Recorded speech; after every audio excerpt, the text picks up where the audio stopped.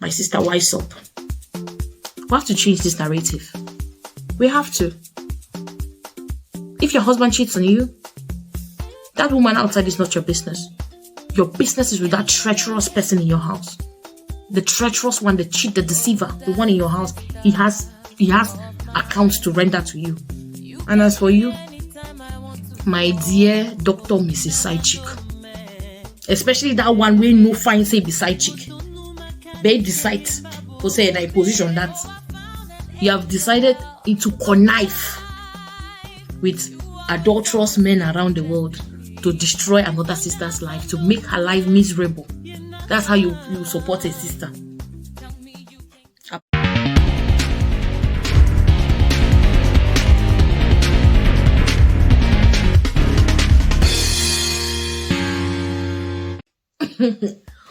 Women supporting women. Women will learn to support women. We're going to learn it. We're going to practice it until it becomes a reality. We can do it. We have to be intentional so that we can make this happen.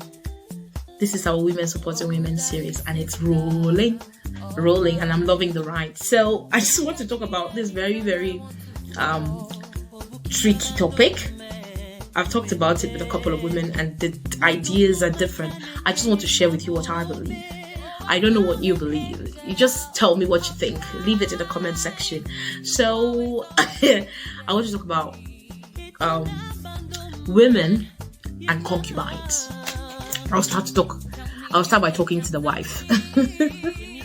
Dear wife, your husband's concubine is not the real enemy. I mean, the Sidechick, the deuxième bureau. She should not be the target of your anger. Nah, I know that she's working against you in a way, but she should not be the target of your anger. Your husband let her into your lives. It is his responsibility to take her out. It is his responsibility to throw her out of your lives if he wants to. So, leave that shameless adulterer, some of them very unrepentant. Leave him to clean his mess.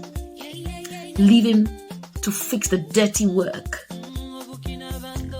Leave that sisterly concubine alone. She cannot help you, my sister. And the truth that if he help you, she can't. The real person who can stop that evil, that adultery, is your husband. It's not the woman. Fighting her is, for me, it's useless.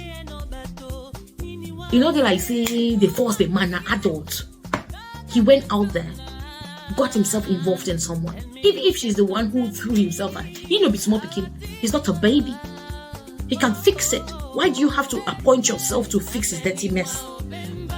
Why do you have to appoint yourself to be the person to go and clean his poop? Leave that sisterly concubine alone. Some of them don't even know that he's married. Ha! Me, I don't see marry one child, me so move your ring, so put it inside pocket. You therefore they fight, the fight invisible spirits.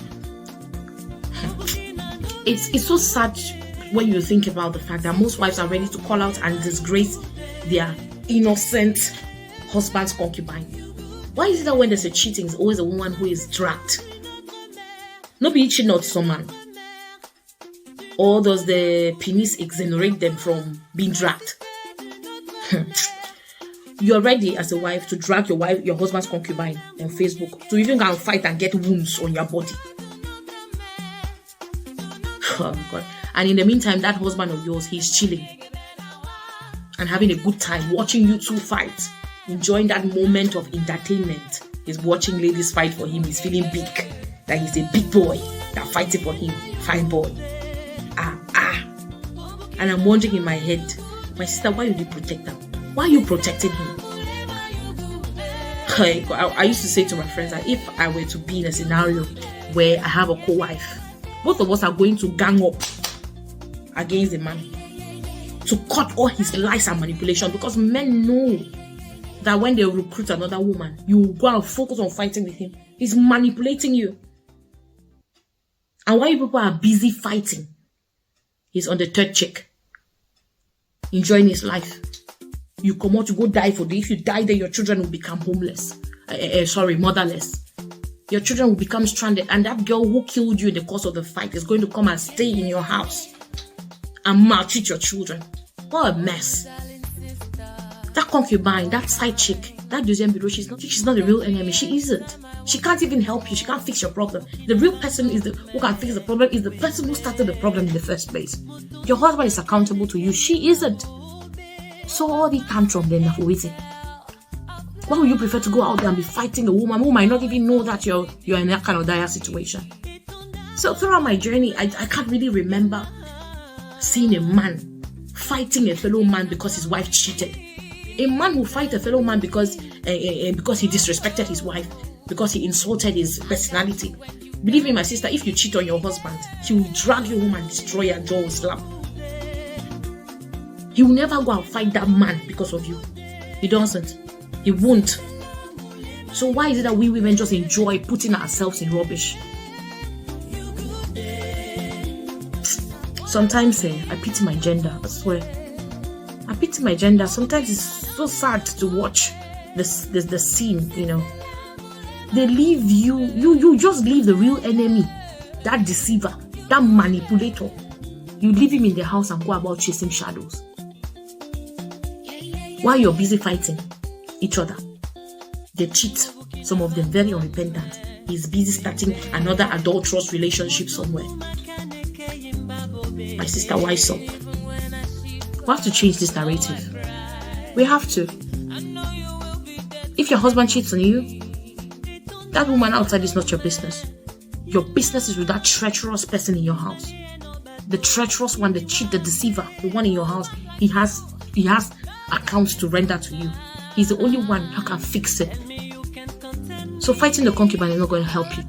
Fighting the concubine is not going to help you. She doesn't owe you a thing. She doesn't. Your husband, on the other hand, he owes you.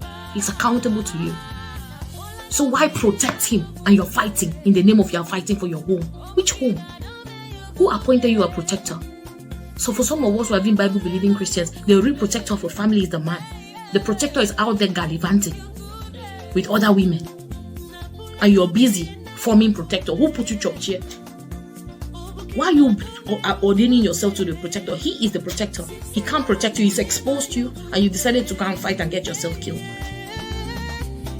That side chick out there, she might just be a mad woman. She destroys you. She drags you. She cuts your head. She hurts you. Your children suffer. Why do you have to put yourself in that position? When the man who brought the shame upon him, so they are good at making mess, but they can't clean their own mess. Why did they say we, a woman there, especially African women, who have just decided to treat men like babies all their lives? They can make mess, but they can't clean it. Even my little daughter, who is 3 years old, knows that if she makes a mess, she cleans it. If your husband has made a mess by bringing another woman into your life, let him clean his mess. You don't have to clean his mess for him. It doesn't make sense to me. If you think otherwise, I want to hear what you have to say, but for me, it's useless. Because the moment you're fighting one person, he's going out with another person. Until he decides to cut down and to zip up his trousers, you're never going to help him. And as for you, my dear Dr. Mrs. Sidechick, especially that one where no fine say beside chick, they decide for say in a position that you have decided to connive with adulterous men around the world to destroy another sister's life, to make her life miserable. That's how you support a sister. Appointing yourself to be a glorified side chick. When you want to, and then when they want to ask you why you have decided to reduce yourself to the level of a home destroyer, a husband snatcher, you start giving excuses for the stupid man. You start giving excuses for, the wife is not taking care of him. Caretaker, they have appointed you to be caretaker. You don't even know what's going on in that house. You're giving excuses for the man. I don't know why women do this to themselves. That woman in that house is a sister. If you are the one who is being cheated on, you'll be hurt. But you go ahead and do it to someone else. Ash, Massa. I pity you, I pity you, Dr. Mrs. Sidechick. Shine your eye. Don't let him use you like that. Don't let him use you like a puppet to satisfy his lustful, evil desires. Women are meant to be nurturers. They're not meant to be snatchers and destroyers. That's not why we're here. We're not here to be destroyers. You don't have to steal somebody else's thing before you make yours. Because the same thing you're doing to her, another woman will do it to you if you eventually get the man. We are builders, we're keepers, we're not destroyers. My dear sister concubine, side chick, please review your mission on earth. Review your mission on earth. You have to try and review your mission on earth. If you are so interested in chasing another person's husband, make sure that the person is a certified polygamist. There are lots of men out here who have signed polygamy. Make sure he's a certified polygamist so that you both can share the husband. Because if the woman accepts to marry a polygamist, it means that she's ready to share. Be a sister's keeper, not that enemy, not a killer, not a destroyer. Why do you want to destroy her happiness and her home? Why would you make yourself the devil in her life? Why? How person would do be concubine? I hear some people now concubine and women empowerment coach and advocate. How does it connect? Yeah, concubine, side chick, and at the same time you are a woman and what I call it, you are a feminist or a woman empowerment advocate. That's how you support a sister in your village. People like you can support your sister's husband. You're a women empowerment coach and you still have concubine duties. Side chick. Wow, what a contrast. When they toss in a juju, some people they practice out here. In fact, like I said, sometimes I pity my gender because the world is so used to seeing us fight each other. That some men will boldly say to you that if you bother me, I'll get another woman. She'll be your solution. That if you want to solve a woman's problem, get another woman. In most African communities, women are recruited to torture fellow women. Barbaric practices, you torture widows. Women have just made themselves available. The world is using them to torture fellow women. I don't understand how a fellow woman can be doing evil on another woman without even batting an eyelid. You know the thinker, you know the hurt you, and you understand. You see vagina, so you see vulva. The same woman, Bobby Orton, but you are managing. You have the guts to hurt her so much that you don't even think about it. Oh God! By mothers who advise their daughters to remain and be battered and beaten and bruised by a man. By mothers who protect a man who has raped their daughter. So there's so much. How can I put it? I've been in a circle where there are women who are supporting each other. So many great women are popping out from there with great ideas, wonderful things that they're doing out there, you know. And when I look at it, I'm like, wow, this is exactly the reason why the world does not encourage women to be together. And this is why the devil doesn't like it either. I think that the devil knows how powerful we are when we stand together. He knows that we can form a strong army. He knows that we're going to win. He knows that if we stand together, we'll stop being in the shadows. We'll be at the forefront. We're going to do great things together. So he's doing everything in his power to maintain the status quo, to keep us at each other's throats. So we have to be wise. We have to wise up. We have to change the narrative. We have to do something, be intentional about supporting each other. Let's stand together, my dear sisters. Let's take a pledge today to support each other. Not that we're supporting evil, but supporting the cause of love and the cause of justice. We can do this. Let's do this. And some people also think that indifference is the way to go. Indifference is never going to help anything. The change we have in this world is because in our little circles, in your family, you speak up.